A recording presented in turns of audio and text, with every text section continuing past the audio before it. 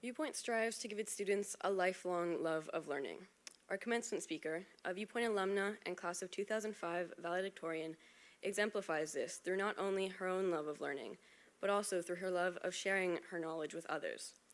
She has an impressive academic resume, which includes a bachelor's degree in physics from MIT, a master's degree in astronomy from Cambridge, and a PhD in astrophysics from Harvard.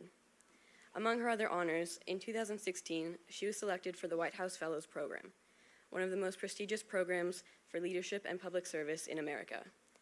In 2015, she gave a TED Talk explaining atmospheric escape and how oxidation could someday make Earth look like Mars. She currently works at NASA as the first ever exoplanet ambassador, sharing her knowledge with others to connect society to science and to use scientific research for the public good. So without further ado, please join me in welcoming Dr. Anjali Tripathi.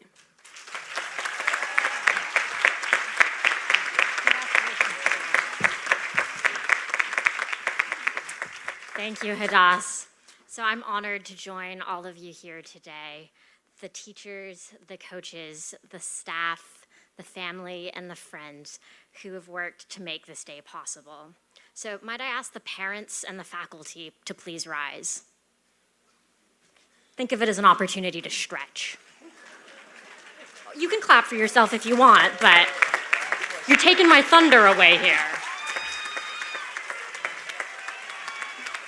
So seniors, the last time I was on this stage, almost 20 years ago, I talked about the center of the universe not being the Earth and us. And today I want you to reflect on the other things in the universe that make it possible, the people standing here. So remember what we talked about earlier today of how loud I need you to cheer. So I'd like you to please cheer for the people standing as loudly as they cheer for you.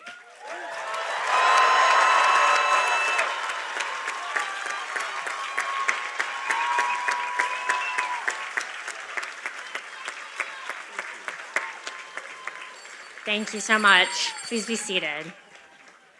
And I think there's no more important words in life than thank you. So for anybody who wants to tune out during this intermission warm-up act for the main act, which is coming later on this stage, I would encourage the seniors to think of who they want to thank today and what they're going to thank them for. And again, feel free to tune out and just think of those words of thanks, because I think there's nothing more important than thanking the people in our lives. So 20 years on, I am still talking about the universe, kind of a broken record. It comes from working at NASA and having to talk about rocket science on TV. You heard Hadass mention that I have an unusual title for my job. I'm NASA's exoplanet ambassador. What on earth is an exoplanet? Well, fun fact, it's not on Earth. It's any planet that is orbiting another star. So it's beyond the sun, it's far away.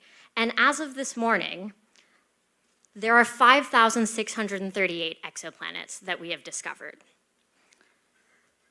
So this is pretty far off from the number of planets I usually get when I ask, how many planets are there? Some people will say 8. In the sign of the times, probably the class of 2024 doesn't feel this way, but some of us in this room might say 9. I like Pluto. I have a team that's called I'm Not a Planet Either in deference to it. And even then, though, there are still trillions of planets in this galaxy, the Milky Way. And the Milky Way is one of hundreds of billions of galaxies. And all of these planets have been discovered in my lifetime. So what's going to happen in your lifetime, class of 2024? Well, graduates, I believe we're going to find life outside of Earth, whether it's crawling around a planet in the solar system or swimming in the oceans of one of the moons in the solar system, maybe the moon Europa of the planet Jupiter. I don't know. But wherever it is, I think if we find it in our solar system, or even if we don't, the odds are good that we are not alone in the universe, and we're going to be here to experience it. So the fact that I, who went to a lot of years of school after leaving Viewpoint, although it cost less tuition for my parents, so they were very happy about that. But, as the bookish nerd who became an astrophysicist working to find another Earth and answering the question of are we alone, that's all the story you would expect, because I had a really traditional view of what to do when I left Viewpoint. And it's not a bad story. It has involved staying up late, which I was already good at in high school, and sometimes that staying up late happens while shooting lasers at stars from a volcano in Hawaii. Sometimes it involves hanging out with Stephen Hawking or Neil deGrasse Tyson. Sometimes it even takes you to a stage at Coachella or dressing up in a Barbie pink jumpsuit for a Logic rap music video, as I did last month. But like I said, this sort of traditional, non-traditional view was very confusing for me. It was really inconsistent with the 7th grader who started at Viewpoint and wore her assembly blazer when she was on Jeopardy because she thought it was so cool. And so it's exactly this inconsistency, this and a whole lot more, that is the story of my life. So I went to college, and I thought I would major in something that I would use and then continue down that path in the future. So you're probably thinking about, what is my major going to be? What am I going to do? Well, don't worry about it too much. I ended up studying physics, and along the way, I got sidetracked by astrophysics. There were all of these pretty pictures from telescopes and then computer simulations that could mimic the pretty pictures that the telescopes saw, and so I got lured in. But my passion when I was at Viewpoint, and still to this day, was actually earthquakes, because when I was a child, I was displaced from my home for a year because of the Northridge earthquake. And to me, the fact that you see seismologists come on TV and tell you whether things are going to be okay or not made me think, I want to be part of the solution, and that's why I want to go into science. But I didn't become a geophysicist studying earthquakes. As we were talking about earlier, my mother, others might say, oh yes, she's a doctor, but not the kind that helps people. So, I committed to astronomy, and I felt bothered. So fast forward another 7 years of graduate school, and a dear mentor in my life encouraged me to apply for a job at the White House. She said it was a good way for me to stop wishing and go work on issues that mattered to me. So it sounded perfect, but totally out of reach. The job I applied for would get thousands of applicants every year for about a dozen or so positions. And how does an astronomer compete with the doctors who do save lives and military heroes and the spectrum of everybody in between? And how do you explain that you're more than what's on paper, right? Your interests, your abilities, your life story. So I kept getting in my own way of how things should be and had to overcome that. Fast forward through 21 interviews with 63 people, and not just a few moments when I thought I was going to burst into tears. I remember once being asked, you have 1 minute to tell the Treasury Secretary what they should do in the first 100 days of an administration. And I thought, I don't know what the Secretary of Treasury does, apart from have their signature on money. So I made up a story about how we were going to focus on social justice with Harriet Tubman on money. So, I magically got the job, and I worked on issues that I thought that mattered in the Agriculture Department and the White House Office of Science and Technology Policy. And that's wild, right? I was younger than others in my cohort by more than a decade. And once I got there, just because I got the job, it didn't magically all come together. It's not like I suddenly had the answer book for how it all worked. It actually was pretty painful, but it was a life-changing process along the way. I learned a lot, and there are some great memories, whether it's trick-or-treating at the White House, dressed up like a planet because the Secretary of State makes fun of your research because he thought hot Jupiters sounded like a Shakespearean oath. By Jove, hot Jupiter! No, hot Jupiters are just big puffy planets close to their star that fall apart because they can't take the heat. They're not like you. They aren't prepared through COVID.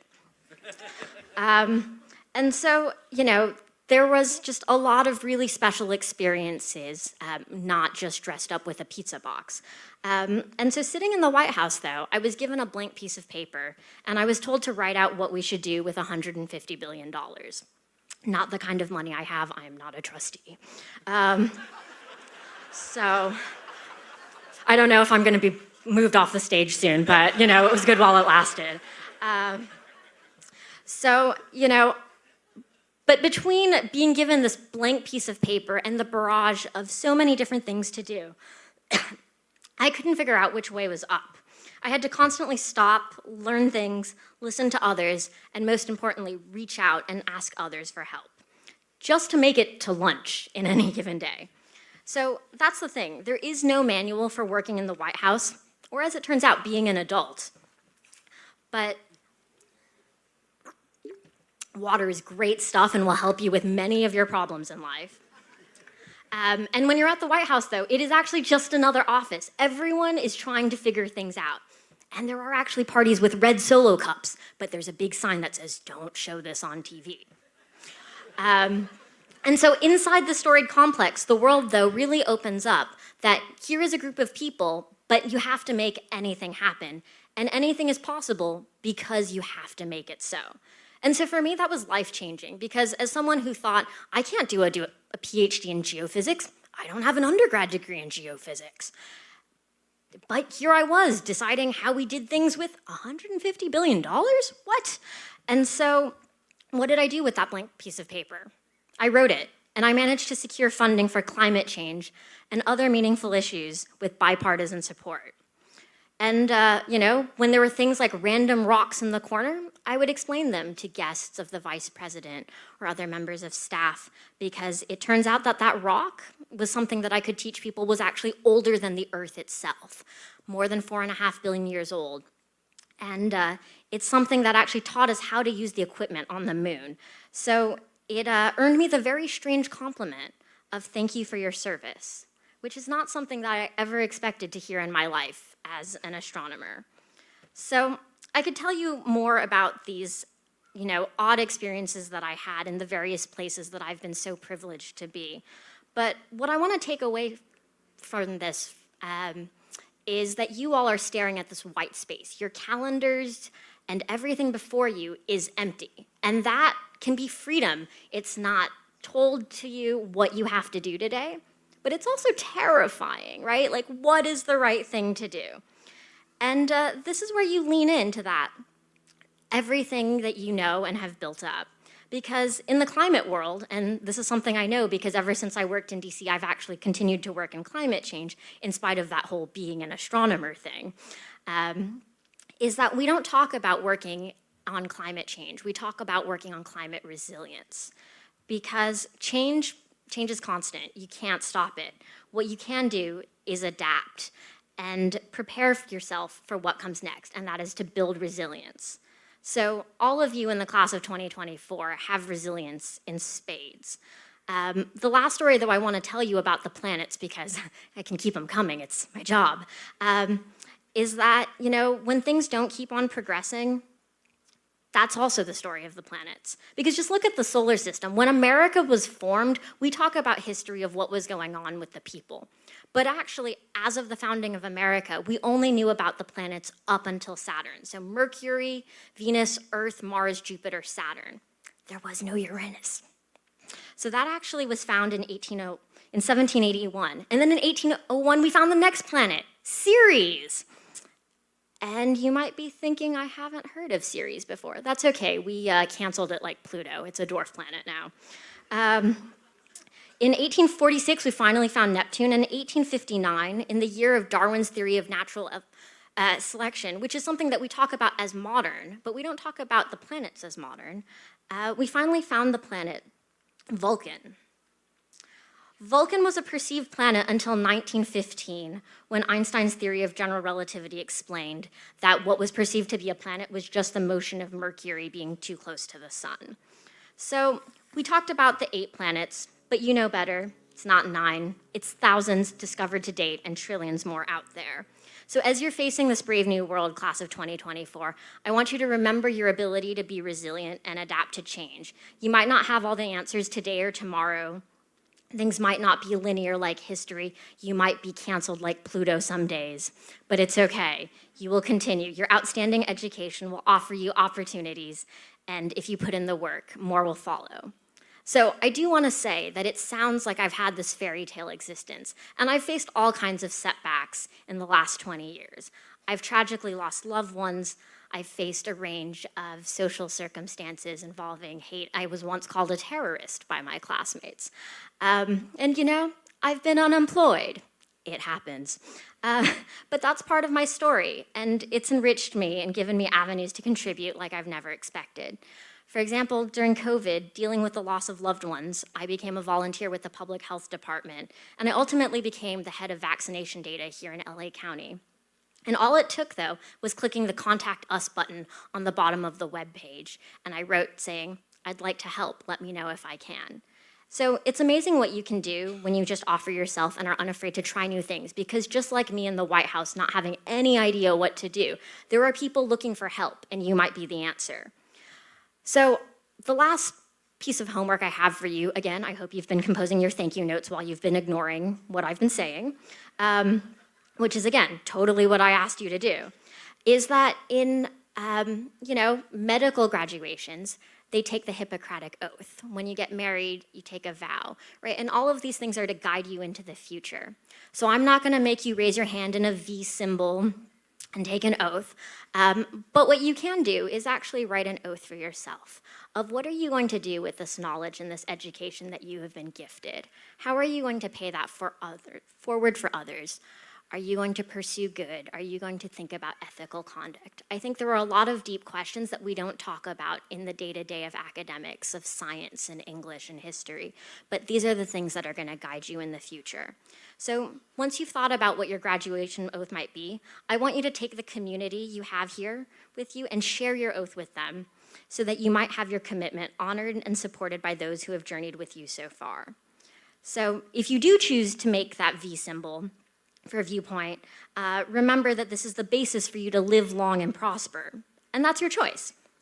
So you have many choices before you, class of 2024. I'm so excited for you, and I know there are trillions of worlds to share your knowledge and goodness with.